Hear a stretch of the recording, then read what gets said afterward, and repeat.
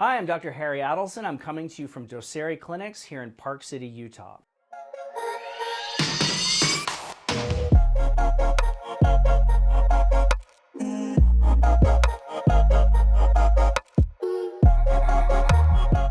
So lately I've been sort of thinking about what's going to be the next big thing for full body stem cell makeover. I think I found the solution, and it's VSELs, which are very small embryonic-like stem cells.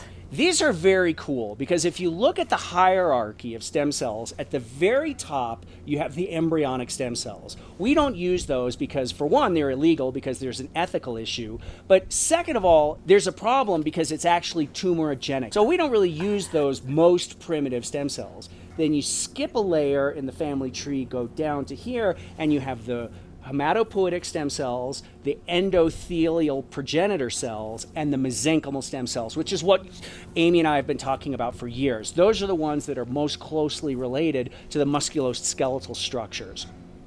Now, what's cool about the mesenchymal stem cells is they exert the paracrine effect, which signals this damaged tissue to go into healing mode. The downside about the mesenchymal stem cells is it's differentiated enough that it doesn't, when you use it therapeutically, it doesn't tend to differentiate. So it doesn't actually, people say, well, you're going to inject this into my intervertebral disc, for instance. Is it going to turn into the cells there? And the answer is no. It's going to improve the health of the cells that are there, but it's not actually going to differentiate because it's too far down this hierarchical tree. What's amazing about the very small embryonic-like stem cells is here's the embryonic stem cells, here's the mesenchymal stem cells. The embryonic are too primitive. The mesenchymal are really not primitive enough. In between are the very small embryonic-like stem cells. They're called very small because they're actually slightly smaller than a red blood cell. So they actually are able to cross the blood-brain barrier, for instance. They're able to go places that stem cells are too large to go.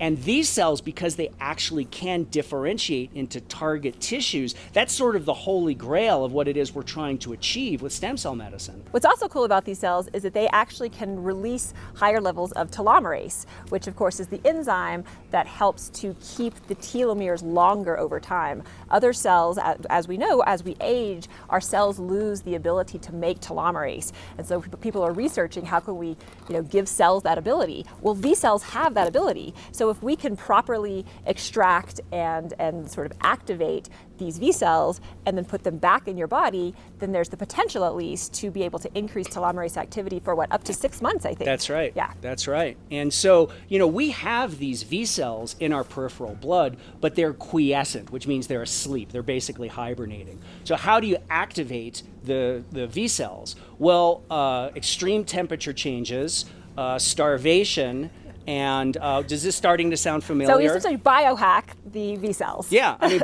all these biohacking modalities that you're doing are largely exerting their effect on the V cells, and the V cells are largely what are giving the longevity properties. So we can do the same things to the V cells outside the body, then essentially, give them some extra heat or some extra cold or some extra stress.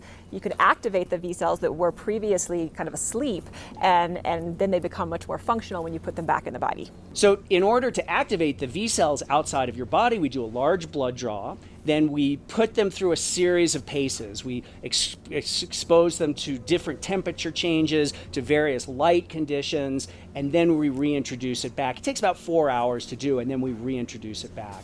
If you'd like to learn more about how we practice stem cell medicine here at Docere Clinics, have a look at the link below. It'll take you to my film, The Stem Cell Solution. It's free to watch, and I hope you enjoy it.